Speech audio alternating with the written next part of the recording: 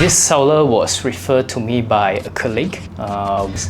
This colleague understands that we have a very creative marketing strategy to sell the property. And the seller was also very motivated and serious to sell. So what happened is that our colleague actually referred her to me, and I had a conversation with the seller and then present our marketing strategy.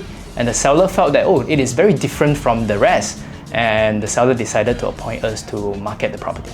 We run a full range of marketing, and we realized that the most effective one is a targeted social media campaign. We brought about 10 buyers to view this property. Right, so after talking to them with these 10 different buyers, and in fact we make friends, we are still talking to each other, I realized that the condition of the property is important. They don't want to spend so much money on renovation. As you know that we actually experience the rising cost of renovation. So they prefer a good condition property, that's number one. Number two is that if they are buying for this segment, the bungalow segment, they want it to be gated, guarded. And also Tropicana Indah is a strategic location. So if you look at the transaction per year, you will see multiple houses being transacted in that area.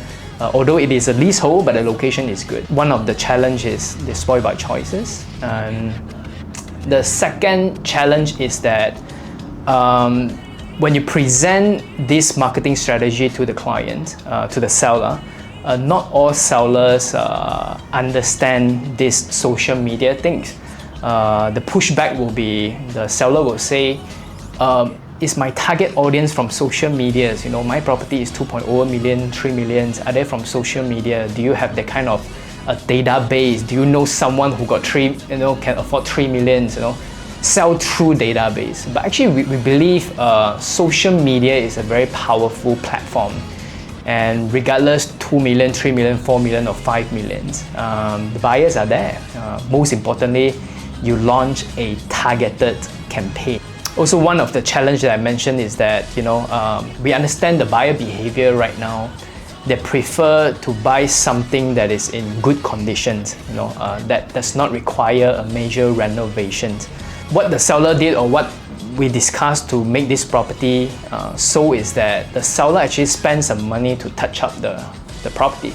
So before that, the property was in a bad condition, or not so good condition, because they've been living there for 20 years.